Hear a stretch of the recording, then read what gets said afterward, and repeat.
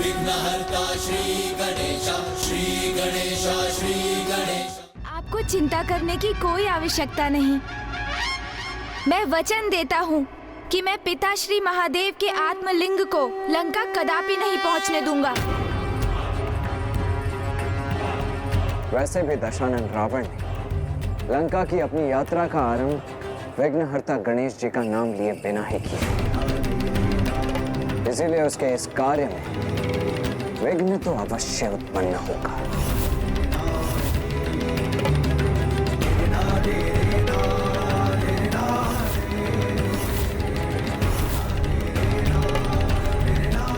ओम नमः शिवाय, ओम नमः शिवाय, ओम नमः शिवाय, ओम नमः शिवाय, ओम नमः शिवाय। प्रभु महादेव का ये आत्मलिंग तो मेरी कल्पना से कहीं अधिक भारी है। उड़ान भरो पुष्पक विमान, उड़ान भरो।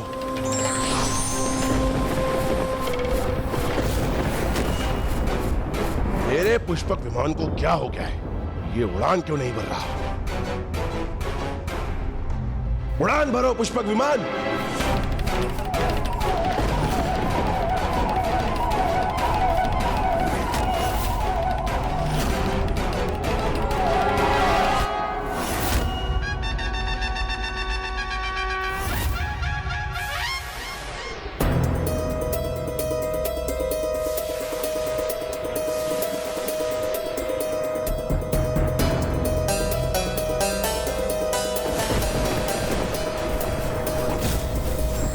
कदाचित इतनी शक्ति नहीं है इस पुष्पक विमान में कि प्रभु के आत्मलिंग के साथ उड़ान भर सके, किंतु दशानन रावण हूं मैं तो अपने पांवों पर चलकर ही संध्या होने से पूर्व प्रभु के आत्मलिंग को लंका ले जाने में सर्वसमर्थ हूं।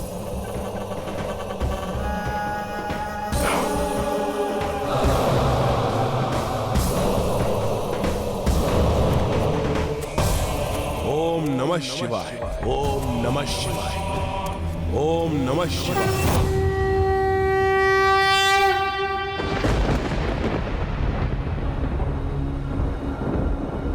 आयुष्मान भव पुत्र।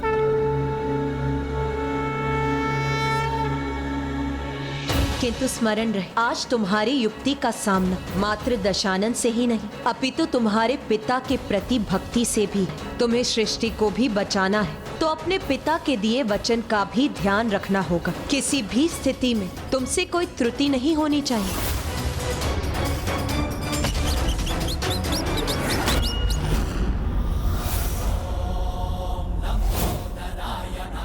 ओम नमः शिवाय। हे माता, हे भूमि देवी, मुझे आपकी सहायता की आवश्यकता है।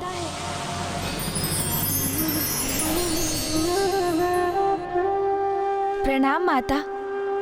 माता, उस दुष्ट असुर राक्षस राज रावण को रोकने के लिए मुझे उनके मार्ग में अनेकों बाधाएं उत्पन्न करनी होंगी माँ, किंतु उसके लिए मैं धरती को कोई क्षति नहीं पहुँचाना चाहता। तो क्यों ना आप ही उनके मार्ग में अनेकों बाधाएं उत्पन्न कर दें, जिससे वो प्रभु महादेव को उनके आत्मलिंग स्वरूप में अपने साथ लंका ले जाने में असमर्थ हो जाए। माता, आप प्रथम पूज्य है श्री गणेश जी।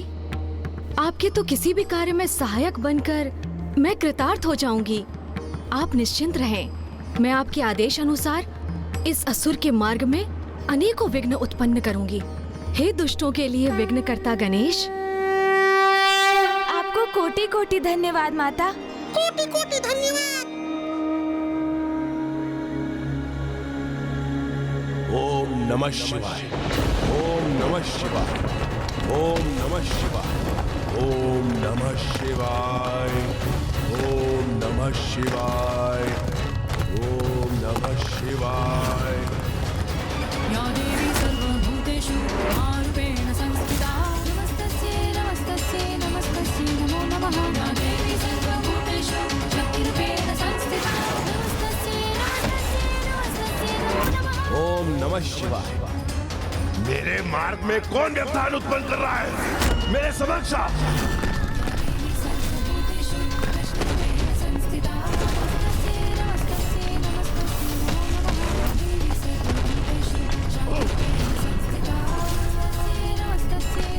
कितना अच्छा होता यदि उनके समक्ष ऊंची प्राचीर समान आकृति उनके मार्ग में बाधा उत्पन्न करती।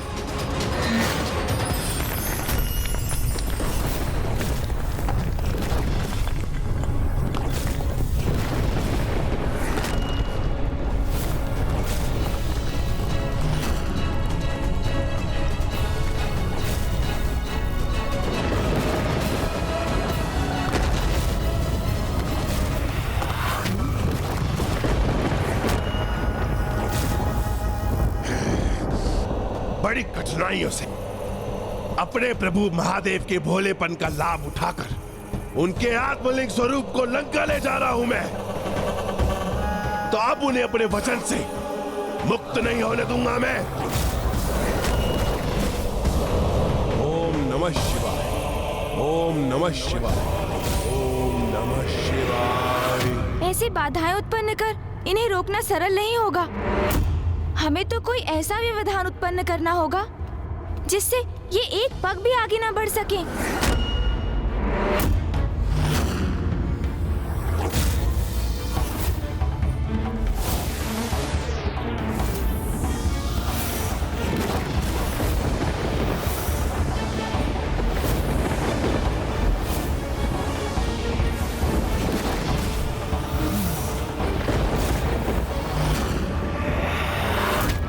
मैं भी इस मिट्टी के फसाव में धंसता जा रहा हूं। मुझे ही अपने बचाव का कोई उपाय करना होगा। शिव शंकर शंभो, शिव शंकर शंभो, जय शिव शंकर शंभो।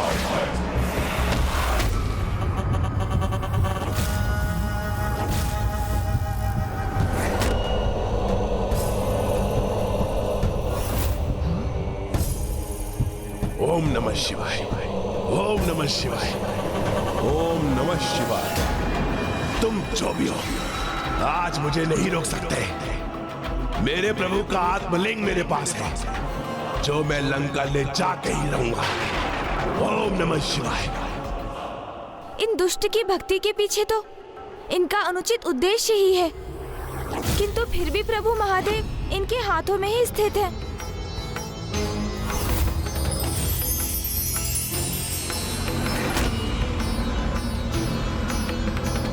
रुक जाइए माता, उनके मार्ग में और बाधाएं मत उत्पन्न कीजिए। वो तो प्रभु के आत्मलिंग स्वरूप को अपने साथ ले जा रहे हैं, इसलिए हम उनके मार्ग में जितनी भी बाधाएं उत्पन्न करें, उन्हें रोकने में तो हम असमर्थ ही रहेंगे ना माता। माता, हमें शक्ति से नहीं, युक्ति से कार्य लेना होगा। इसलिए अब मैं स्वयं जाकर उन दशानन रावण को रोकूंगा।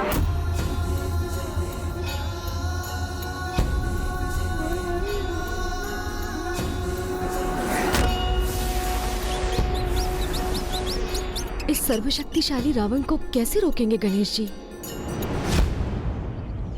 ओम नमः शिवाय।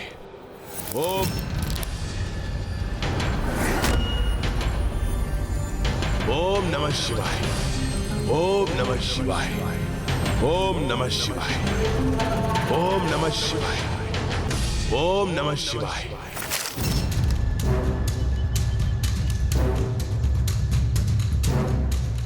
यहां तो कोई भी नहीं, फिर ये ध्वनि कहां से आ रही है?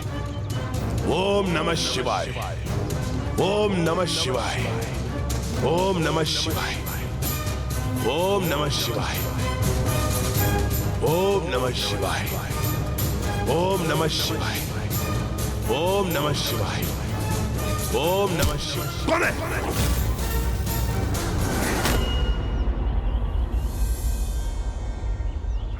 यात्रा लंबी है, इसलिए सर्वप्रथम मुझे यह सुनिश्चित करना होगा कि कोई मेरे मार्ग में बाधा उत्पन्न न करे। स्वच्छ जल है यहां और मुझे प्यास भी लगी है।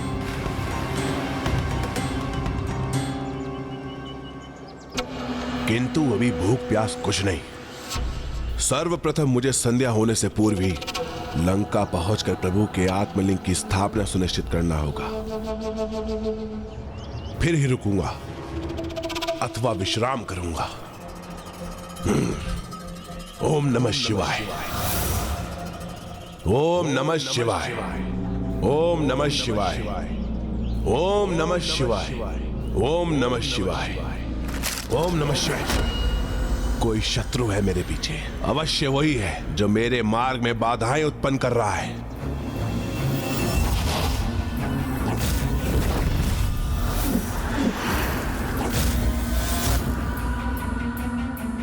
किसे ढूंढ रहे हैं दशानन रावण?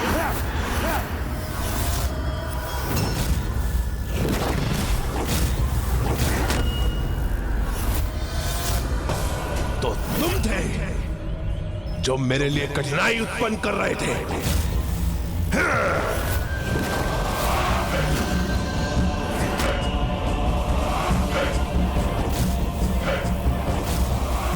इस दुष्ट असुर राज रावण ने तो महादेव द्वारा दिए गए चंद्रहास को ही उनके पुत्र पर प्रहार करने हेतु उठा लिया है। गणेश जी चंद्रहास का सम्मान अवश्य करेंगे, उसका कोई उत्तर नहीं देंगे वो।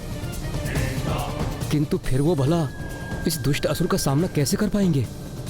मेरे मार्ग की सभी बाधाएं तुमने और उन देवताओं ने उत्पन्न किए होंगे, और अब मेरे प्रभु के आत्मलिंग के लिए आए हो ना? सर्वथा उचित समझा आपने। पिताश्री के आत्मलिंग के लिए ही यहाँ आया हूँ मैं।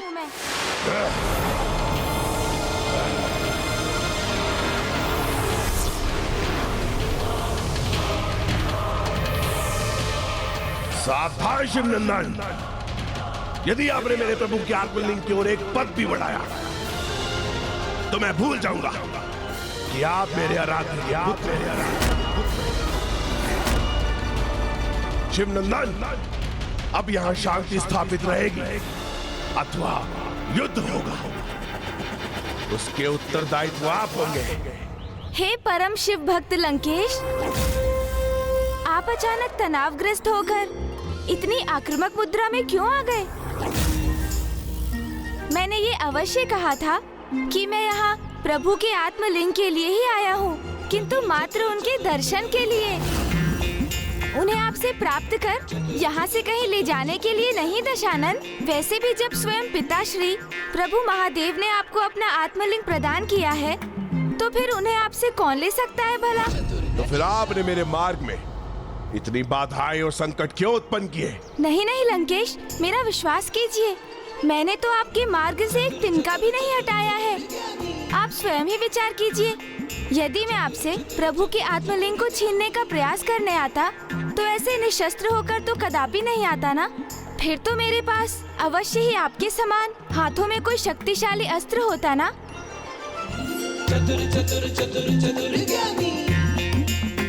और आप जैसे महाज्ञानी की दृष्टि से ये सत्य भला कैसे छिपा रह सकता है, ये तो आप ज्ञात कर ही चुके होंगे।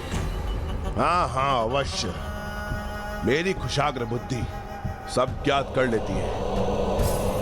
आप यहाँ प्रभु के आत्मलिंग की प्राप्ति के लिए नहीं आए हैं, इसका आभास होते हुए भी मैं अपनी सावधानी का परिचय दे रहा था, क्योंकि ये तुच्छ देवता सदैव मेरे कार्य में बाधा उत्पन्न करते हैं।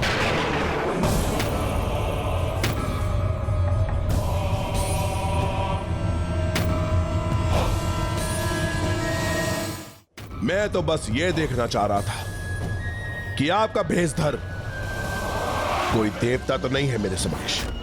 राक्षस राज लंकेश, आप चारों वेदों और 6 शास्त्रों के प्रकांड विद्वान हैं,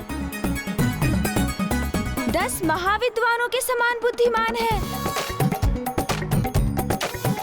आपके 10 ज्ञान से परिपूर्ण शीश है। आप तो महाज्ञानी हैं दशानन जी, फिर भी आपको मूर्ख बनाना सरल है। ये क्या कह रहे हैं गणेश जी आप? कदापि नहीं दशानन जी, मैं तो यही कह रहा हूँ कि आपको मूर्ख बनाना कदापि सरल नहीं है। आप तो स्वयं परम ज्ञान सागर ब्रह्मदेव के पौत्र हैं, अर्थात आपके भीतर तो उन ब्रह्मदेव का अंश समाहित है जो त्रिदेवों में से एक है, जो अपने कार्य से कदापि नहीं भटक सकते, फिर भी आपको भटकाना सरल है। कदापि नहीं अलंकाधिपति, संगीत में आपसे निपुण तो कोई नहीं। आप जिस प्रकार अपनी वीणा का वादन करते हैं, उसमें कोई भी आपकी धुन में रम जाए।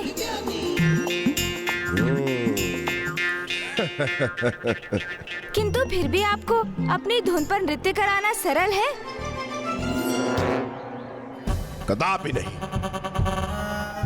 उचित कह रहा हूं ना गणेश जी? आप यही कहना चाह रहे थे ना? हाँ लंकेश, सर्वथा उचित कहा आपने। आपको आपकी धुन पर नृत्य कदापि नहीं, कोई नहीं करवा सकता, क्योंकि आप तो वो हैं जिनकी धुन का श्रवण कर संपूर्ण कैलाश थिरक उठा था। स्वयं प्रभु महादेव आपकी धुन पर गतिमान हो उठे थे। विनिर्गमत् क्रमस्फुरत् कराल भाल भव्यवाढ्यमित् धिमित् धिमित् ध्वनन् मृदंग तुंग मंगल ध्वनिक्रम प्रवर्तित प्रचंड तांडवः शिव। आप तो वो हैं जिन्होंने शिव तांडव स्रोत की रचना की है, जिन्होंने कैलाश को ही अपने स्थान से अस्थिर कर दिया। आप जैसे महान कवि, महान योद्धा, महाज्ञानी, महाभक्त भला और कहाँ? इसलिए सत्य तो ये है कि मैं मात्र प्रभु के आत्मलिंग की नहीं, अपितु आपके दर्शन प्राप्त करने भी यहाँ आया था। हे परम शिव भक्त, हे शास्त्रों के परम ज्ञानी, परम विद्वान, सर्वगुण संपन्न है आप लंकेश।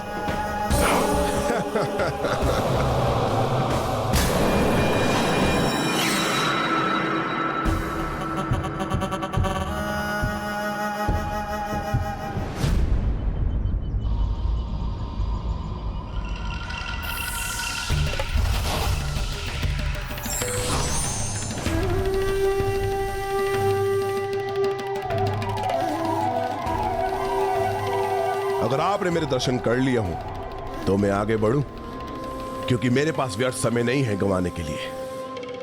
मुझे संध्या होने से पूर्व ही लंका पहुंचना है, और आज मुझे लंका पहुंचकर प्रभु के आत्मलिंग को यहां स्थापित करने से कोई नहीं रोक सकता। दशानन के लंका पहुंचने के पूर्व ही कहीं मार्ग में ही आत्मलिंग को स्थापित करना होगा, भले ही इसके लिए मुझे इन राक्षस राज लंकेश के साथ साथ संपूर्ण मार्ग ही पार क्यों ना करना पड़े। ओम नमः शिवाय, ओम नमः शिवाय, ओम नमः शिवाय, ओम नमः शिवाय। हे परम शिव भक्त लंकेश, मेरा मन अभी भी आपके दर्शन से भरा नहीं। मैं तो अभी आपके व्यक्तित्व की पूर्ण आभा में कुछ और समय आपके दर्शन करना चाहता हूँ। इसलिए यदि आपको आपत्ति ना हो तो आप मुझे कुछ समय अपने साथ चलने की अनुमति दीजिए। उचित है, उचित है, किंतु कुछ ही समय के लिए। वैसे भी किसी महाज्ञानी का साथ प्राप्त करने से कोई न कोई उत्तम सीख मिल ही जाती है।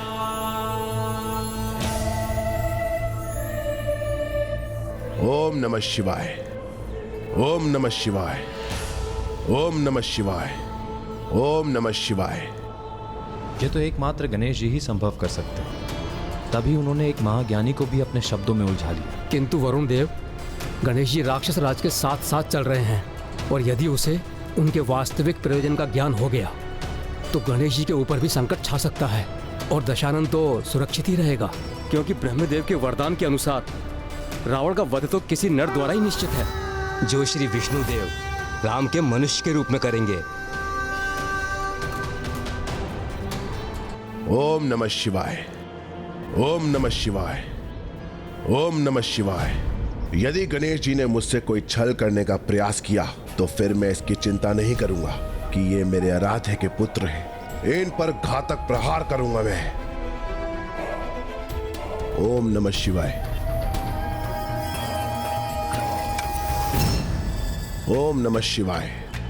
ये तो पिताश्री महादेव के आत्मलिंग को लेकर अतिरिक्त सतर्कता का परिचय दे रहे हैं। ओम नमः शिवाय। इसलिए मुझे अब शीघ्र किसी ऐसी युक्ति का प्रयोग करना होगा ओम नमः शिवाय, जिससे ये आत्मलिंग को नीचे भूमि पर रख दें। ओम नमः शिवाय। और वो लंका नगरी पहुंचने के स्थान पर यही भारत भूमि में कहीं स्थित हो जाएं। ये महादेव पुत्र तो अत्यंत चतुर है, मुझे छलने का प्रयास भी कर सकते हैं, इसलिए मुझे अत्यंत सतर्क रहना होगा। ओम नमः शिवाय।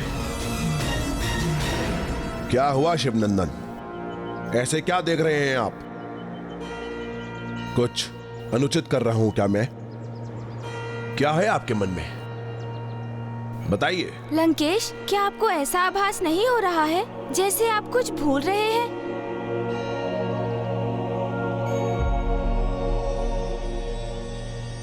एक बार को तो सूर्य देव भी भोर में प्रकट होकर अपनी रोशनी देना भूल सकते हैं, किंतु मैं दशानन कुछ नहीं भूलता। यही प्रश्न तो मेरे मन में भी उठा था कि वो परम भक्त, परम ज्ञानी असुरराज लंकेश, जो कभी कुछ नहीं भूलते हैं, वो भक्ति से संबंधित इतनी गूढ़ बात कैसे भूल रहे हैं? ऐसा कुछ नहीं है, भूल दशानन से नहीं, आपसे हो रही है गणेश जी। उचित है फिर, यदि आपको इतना ही विश्वास है कि आप कुछ नहीं भूल रहे हैं, तो फिर मैं ही कुछ क्यों कहूँ आपसे, और क्यों आपका समय व्यर्थ करूं? वो तो मैं बस एक बार प्रभु के आत्मलिंग एवं आपके दर्शन करने की इच्छुक था। मेरी वो इच्छा तो पूर्ण हो गई, तो अब मैं प्रस्थान करता हूँ फिर। हाँ, किंतु स्मरण रखिएगा लंकेश, भक्ति का संपूर्ण फल भक्ति के समस्त नियमों का पालन करने पर ही प्राप्त होता है, अन्यथा दिव्य से दिव्य मूर्ति पाषाण ही बनी रह जाती है। और यदि सब कुछ श्रद्धा पूर्वक उचित प्रकार से किया गया हो, तो फिर पाषाण आकृति भी प्रभु का रूप धारण कर लेती है। कहीं सत्य में तो कुछ नहीं बोल रहा हूं मैं।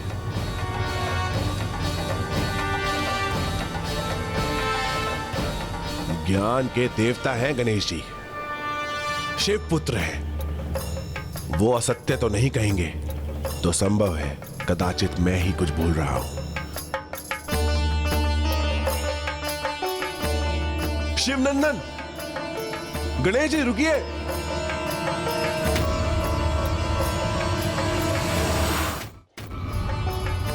गणेश जी रुकिए, गणेश जी रुकिए। प्रस्थान करने की इच्छा है तो अवश्य कीजिए, किंतु मुझे बताते तो जाइए कि मैं क्या भूल रहा हूं। आपने इतने विश्वास से कहा था, अवश्य कोई मैं बड़ी बात ही भूल रहा हूं, बताइए ना मुझे। ओहो लंकेश, भूल जाइए कि मैंने ऐसा कुछ कहा था आपसे।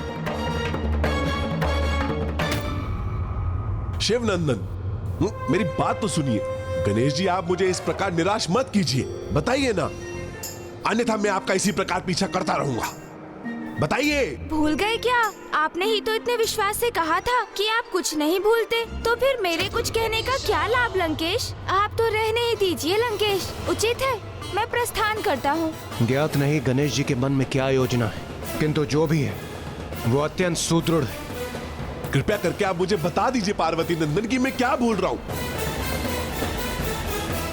ओहो, यदि आप सत्य में ज्ञात करना ही चाहते हैं लंकेश, तो उचित है, सुनिए। जब भी अपने किसी आराध्य के श्री विग्रह को अथवा उनके चिन्ह, उनके प्रतीक को एक स्थान से दूसरे स्थान ले जाया जाता है, तो उनकी लीला का गान अथवा उनकी कथा सुनाना आवश्यक होता है लंकेश। तो प्रभु शिव की कुछ गाथाएं तो आपको भी ज्ञात होंगी ना? आप भूल रहे हैं गणेश जी, मैं दशानन परम शिव भक्त हूँ। मुझे अपने प्रभु के समस्त 19 अवतारों की कथा ज्ञात है। ओह अच्छा, प्रभु की समस्त कथाएं ज्ञात है आपको लंकेश? हाँ, मैं प्रभु का परम भक्त ऐसे नहीं कहलाता हूँ। तो फिर जब भगवान के श्री विग्रह की झांकी का आयोजन करने वाले ऋषि मुनि भी उनकी कथा सुनाने जाते हैं, तो आप तो स्वयं प्रभु शिव जी के आत्मलिंग को लिए जा रहे हैं, तो फिर आप उनकी कथा सुनाना कैसे भूल सकते हैं लंकेश? मैं ये कदापि नहीं बोला गणेश जी, मैं तो उस श्रोता को ढूंढ रहा था जिन्हें मैं शिव कथा सुना सकूं, किंतु अब वो मुझे मिल गए हैं जिन्हें वो मैं कथा सुना सकता हूँ। कौन मिल गया आपको लंकेश? किसे सुनाएंगे प्रभु की कथाएं आप पार्वती नंदन, आप आ गए ना मेरे समक्ष। अब ये कथा मैं आपको सुनाऊंगा। अंततः मैं इनके साथ कुछ और समय रहने का उपाय तो ढूंढ सका। अब मार्ग के मध्य में उचित समय पर लंकेश को विवश कर दूंगा कि वो प्रभु के आत्मलिंग को भूमि पर रख दे और प्रभु महादेव सागर पार लंका ना जाकर यहीं भारत भूमि में स्थापित हो जाए। और पिताश्री के जिन 19 अवतारों का उल्लेख भैया ने किया था, मुझे उनकी कथा का श्रवण करने का सौभाग्य भी प्राप्त हो जाएगा। किंतु अभी तो ये मेरी यात्रा का प्रथम चरण ही है। अब मुझे अगले चरण पर पहुंचने का भी कोई उपाय सोचना होगा। तो अब मैं इसके भय को ही अपना शस्त्र बना लेता हूँ। किस सोच विचार में डूब गए आप शिवसूत गजानन? क्या आप प्रभु के 19 अवतारों की कथा सुनने के लिए तैयार हैं? दुर्भाग्यवश मैं इस कथा का श्रवण नहीं कर सकता लंकेश। क्यों गणेश जी, क्या आपको इन कथाओं के श्रवण में कोई भी रुचि नहीं? रुचि तो है असुरराज लंकेश, किंतु कथा का श्रवण करने पर कुछ दक्षिणा प्रदान करनी होती है और मेरे पास तो दक्षिणा देने के लिए कुछ भी नहीं। और फिर आप स्वर्ण नगरी लंका नरेश हैं, आपको वैसे भी भला कोई क्या दे सकता है, इसलिए मेरा प्रस्थान करना ही उचित होगा। पार्वती नंदन, क्यों रुकिए तो। किंतु दक्षिणा तो श्रद्धा से दी जाती है, उसका कोई मोल भाव नहीं होता। अगर आप मुझे मार्ग से कंकड़ भी दे देंगे तो वो मेरे लिए पर्याप्त होगा। फिर तो मेरे पास कुछ ऐसा है जिसे मैं आपको दक्षिणा दे सकता हूँ और वो आपके लिए लाभकारी भी होगा लंकेश। ये देखिए, जल है मेरे पास। मार्ग में जब कथा सुनाते सुनाते आपका कंठ सूखेगा तो यही पुनः उसे तर करेगा। मुझे वचन दीजिए दशानन, मैं जब भी आपको दक्षिणा स्वरूप कलश प्रदान करूं, आप उसमें से कुछ जल अवश्य ग्रहण करेंगे। और ऐसा तब तक होता रहेगा जब तक मेरा कलश ही जल से रिक्त ना हो जाए। इतने छोटे से कलश के जल से तो मेरा कंठ भी कहां तर होगा। इतनी छोटी मात्रा में जल का पान करने से भला मुझे क्या हानि होगी? कुछ नहीं। हे गंगा मैया, मेरी सहायता कीजिए। इस असुरराज को रोकने हेतु इनको बार बार जलपान करवाने की आवश्यकता है। मुझे आशीष दीजिए माता कि आपकी कृपा से इस कलश का जल तब तक समाप्त ना हो जब तक दशानन लघु शंका के लिए बाध्य ना हो जाए।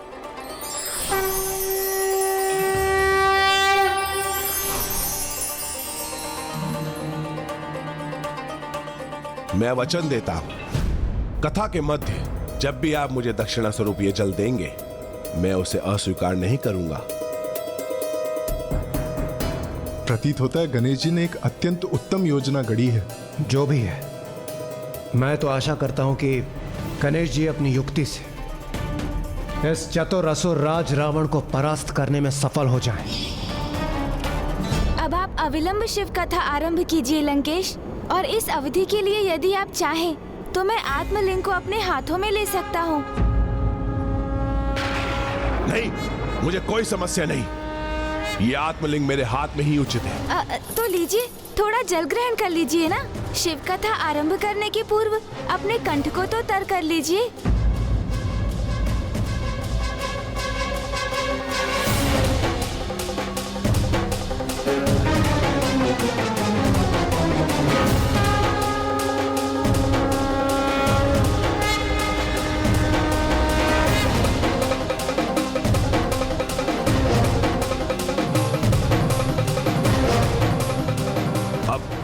ध्यान लगाकर सुनिएगा मेरी कथा।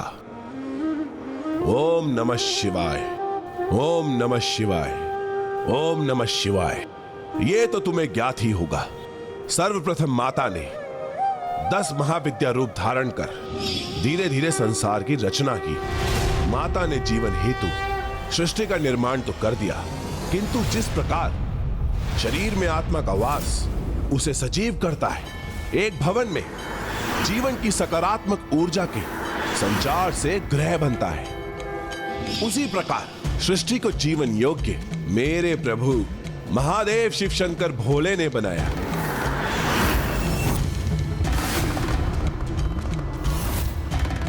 मानव जीवन उद्धार के लिए प्रभु ने 19 अवतार लिए और उनके हर एक अवतार ने मानवता को जीने के लिए एक सिद्धांत दिया और इन 19 अवतारों से मानवता को 19 सिद्धांत प्राप्त हुए जिसका पालन कर मनुष्य इहम अर्थात यहाँ, परम अर्थात यहाँ के बाद जब उनकी आत्मा का परमात्मा से मिलने हेतु प्रस्थान हो चुका हो, दोनों ही अवस्था में आनंद का अनुभव कर सकता है। और इस सब का आरंभ हुआ प्रभु के प्रथम अवतार पिपलाद से।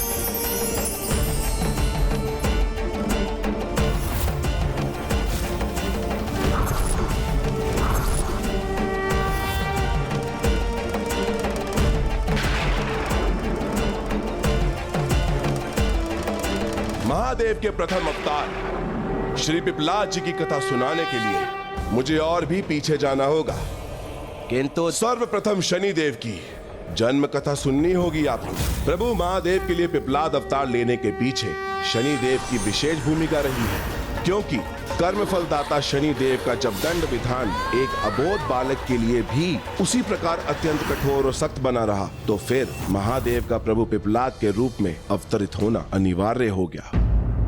बल और शक्ति लगाकर ही हर कार्य को पूर्ण नहीं किया जा सकता, इसीलिए तो बल से अधिक बुद्धि और युक्ति को महत्व दिया गया है।